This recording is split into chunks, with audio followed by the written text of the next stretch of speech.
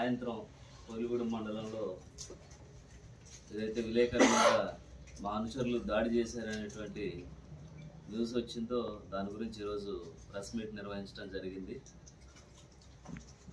మా జనసేన పార్టీకి ఎన్డీఏ కూటమికి మీడియా అంటే గౌరవం, అభిమానం. ఎప్పుడు కూడా గత 5 ఏళ్ల ప్రతిపక్షంలో కూడా ఏ రోజు మీడియాని తోలనాడటం కానీ అలాగే కూడా ఈరోజు ఏదైతే తప్పుడు ప్రచారాలు చేస్తూ ఈరోజు ఇలాగా మా మీద ఎన్డీఏ కూటమి మీద బురజల్లేటువంటి కార్యక్రమం చేస్తున్నారు. వీటిని మేము చాలా గట్టిగా తీవ్రంగా ఖండిస్తున్నాం.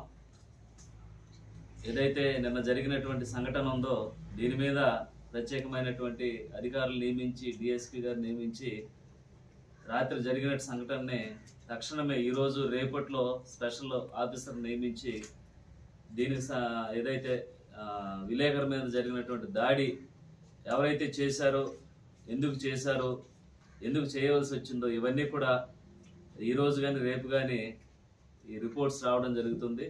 వచ్చిన వెంటనే ఎవరైనా సరే ఇలాంటి సంఘటనలు మళ్ళీ జరగకోకుండా ఎవరైతే ఇలాంటి పనులు చేసినటువంటి వారు ఉన్నారో వారిని తప్పకుండా శిక్షించేటువంటి కార్యక్రమం ఎన్డీఏ కూటమి తీసుకుంటుంది.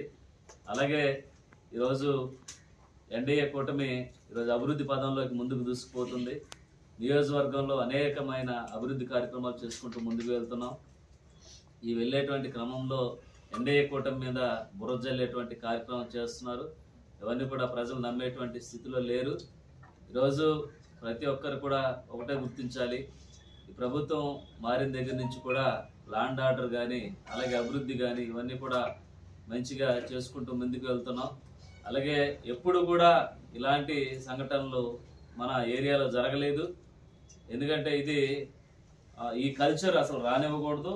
వచ్చినా కూడా దీన్ని మేము సమర్థించాం. దీని మీద స్పెషల్ ఆఫీసర్లు కూడా నియమించాం. ఇమీడియట్లీగా ఈరోజు కానీ రేపు కానీ దీని మీద రిపోర్ట్ వస్తే ఎవరైతే చేశారో వారి మీద, తప్పు చేసిన వాళ్ళని ఎప్పుడు కూడా వదిలే పరిస్థితి మా ఎన్డీఏ కూటమిలో ఉండదు.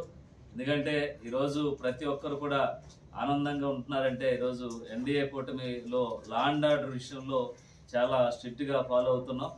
తప్పకుండా ఇలాంటివి మళ్ళీ పునరావృతం కాకుండా మళ్ళీ ఇలాంటి తప్పు చేయని విధంగా వారికి శిక్ష విధించడానికి మా ఎన్డీఏ కూటమి ఉంది. అలాగే మీడియా మిత్రులు అంటే మాకు చాలా అభిమానం, గౌరవం.